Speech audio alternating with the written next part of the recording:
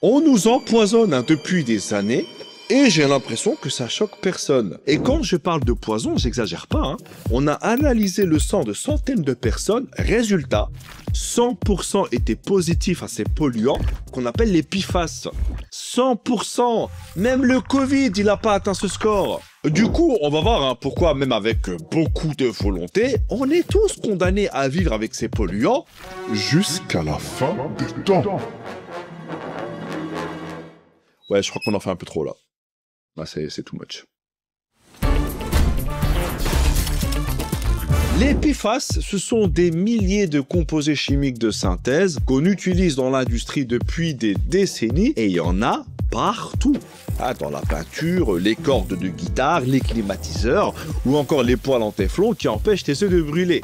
Bientôt, il y en aura même dans mes demandes pour que vous vous abonniez à la chaîne. Et le truc, c'est que ces polluants, ces zénos, ils sont tout simplement éternels. Aucune bactérie dans la nature n'arrive à les dégrader.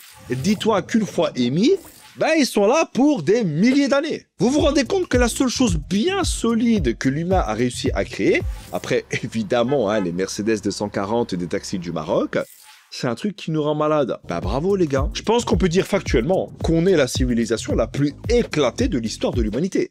Regarde, les hommes des cavernes, ils ont découvert le feu, les Égyptiens, ils ont fait les pyramides, et nous, on a créé un truc qui nous rend malade. Mais tranquille, on peut manger nos œufs brouillés sans que ça colle. Et quand je dis qu'il y en a partout, c'est genre partout. Dans l'air, les cours d'eau, les sols, les concombres, et peut-être même à Asgard. Mec, dis-toi qu'on en a retrouvé dans de l'eau de pluie au Tibet. Je me prends la tête à acheter des carottes bio, là, au prix d'une Clio 3, à trier mes déchets pour au final quoi, quand même tomber malade. T'imagines les tests ADN dans quelques années? Alors, voyons voir ces résultats. C'est où? Origine. 60% Afrique, normal.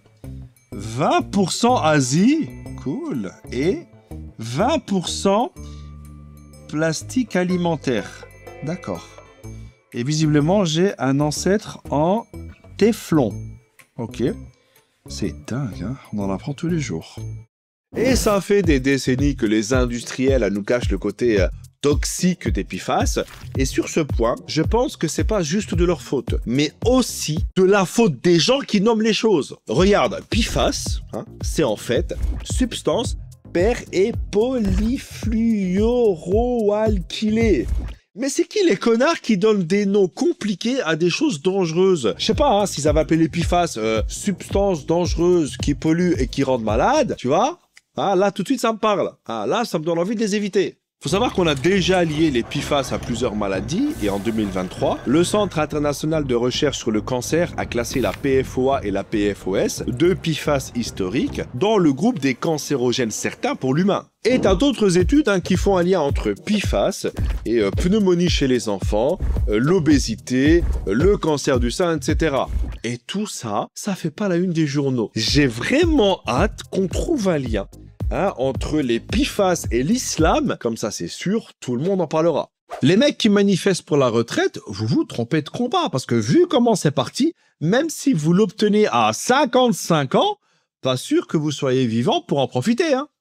En Europe, il faut savoir qu'il y a 20 usines de fabrication de PFAS, dont 16 toujours actives. Et rien qu'en France, il y en a 5. Et vous savez depuis combien de temps on le sait? Depuis 2023. Je sais pas si vous vous rendez compte de la dinguerie. Et vu que la dinguerie, comme la piraterie, n'est jamais finie, ça fait depuis 1961 que des entreprises qui fabriquent les PFAS savent que c'est toxique. Et vu que les PFAS ont pratiquement tout contaminé, la seule chose qui pourrait diminuer leur impact, c'est tout simplement leur interdiction totale. L'Agence européenne des produits chimiques dit que si on ne fait rien, il y aura environ 4,4 millions de tonnes de PFAS qui seront rejetées dans l'environnement en Europe dans les 30 prochaines années. Va savoir quel genre de maladie on va développer. Possible que dans 30 ans, t'annoncer un cancer, ce sera limite une bonne nouvelle. Les industriels de la chimie savaient depuis longtemps que les PFAS sont toxiques, mais grâce à un gros lobbying, ils ont réussi à retarder leur interdiction en Europe. T'as des entreprises qui ont influencé les régulateurs en minimisant les risques et en finançant des études favorables. Résultat, même avec des preuves accablantes, l'Union européenne a mis du temps à réagir, ce qui a exposé la population à ces polluants éternels. On est clairement dans la même histoire que celle du tabac ou du glyphosate. Là, t'as 5 pays européens qui ont déposé ensemble une demande pour vachement réduire les PFAS dans l'Union européenne. Et vous savez c'est quoi le pire? C'est que même si, imaginons que ça marche, qu'on ne produit plus de PFAS, on fait quoi avec les PFAS qui sont déjà là? Faut bien les éliminer. Vous savez ce que ça coûtera à l'Europe de faire ça?